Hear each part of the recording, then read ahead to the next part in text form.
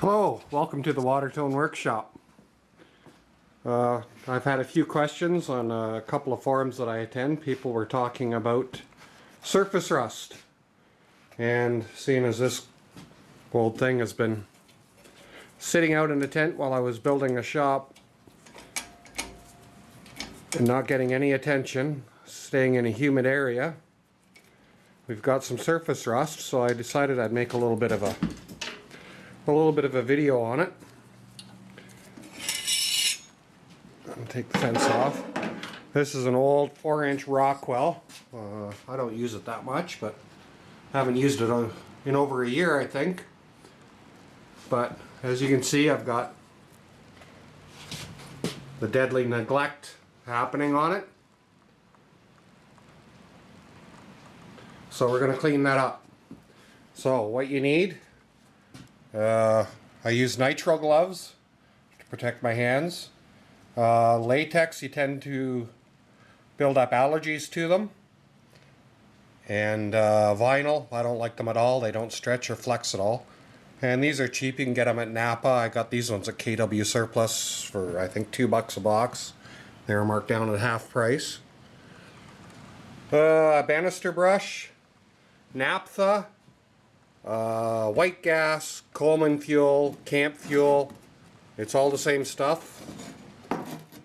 Ronson's lighter fluid is also naphtha, so we need some naphtha and a rag, some 400 grit, something flat, some WD-40, some sort of non-silicone wax. I have 2 cans of this. This is the old can, so I use that for machine, and the new can I use for finishing.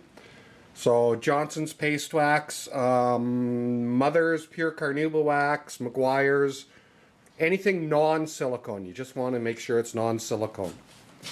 So the first thing we want to do is take our banister brush and get that cleaned up a bit. Let me get you put in the tripod here.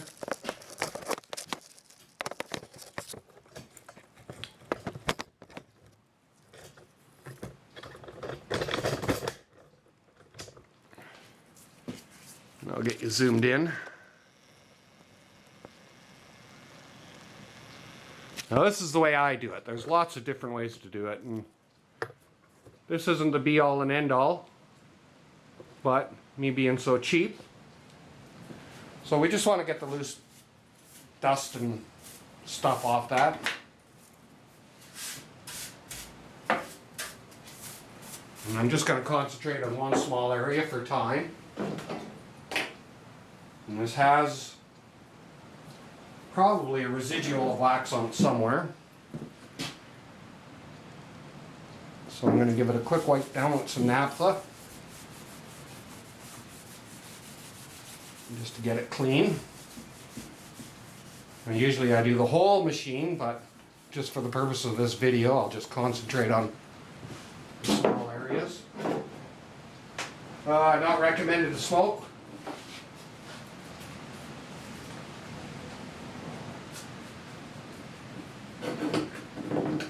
We'll take our 400 grit sandpaper and WD-40, and we're just going to wet sand that off. You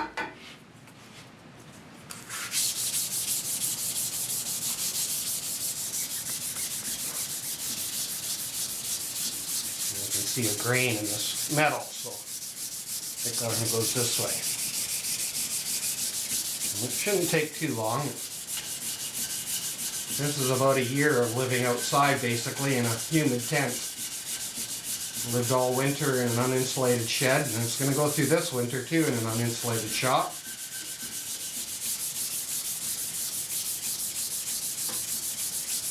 We'll just get it nice.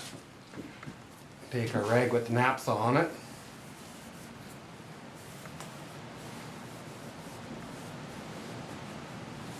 I really want to do a big go-over on this thing, but if you want to see a good setup video, go to thewoodwhisperer.com and check out his video called The Jointer's Jumping, and it's a really good setup video. Marc is quite the popular YouTube woodworker, and has been a great asset to the community.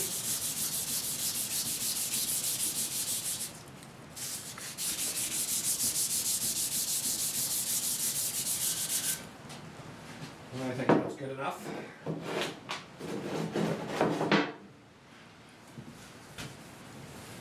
Give that a quick wipe off. Take the residue off of it.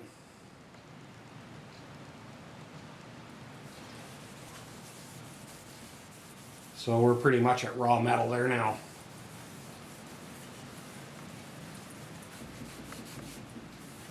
And like I said, I usually do the whole machine at once.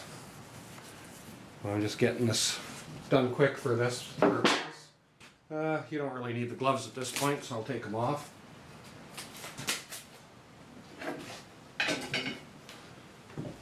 I usually do this twice a year, once in the spring and once in the fall. Now, seeing as it's fall, it is due.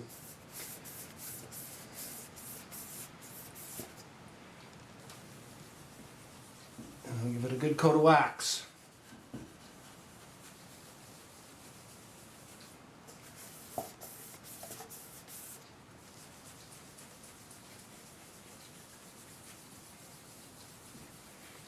And this will also help the wood slide over it better too. So there's lots of things that people use, CRC, bow shield.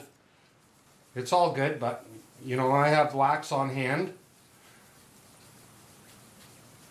so that's what I use.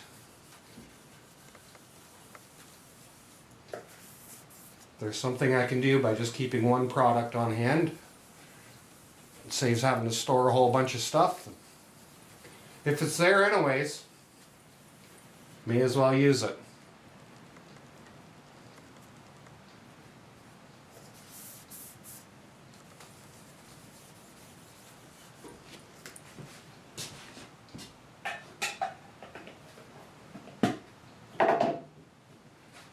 Right, once that's dry, we just take a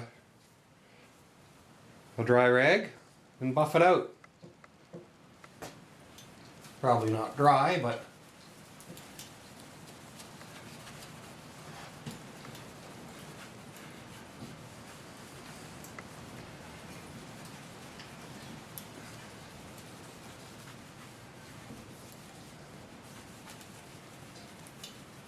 there, you can see in the length of that video, this was all done in real time.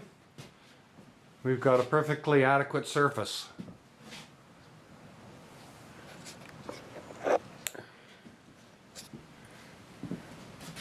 So, before, oh my goodness, let me zoom out here.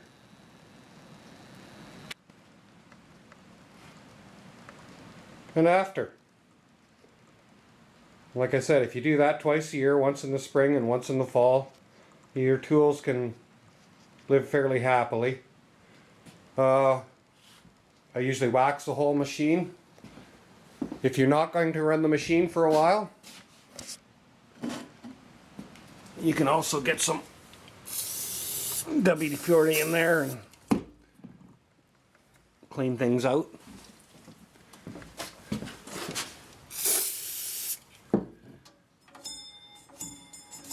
As you can see, I keep the belt off of it when it's stored. So yeah, that's it, basic stuff.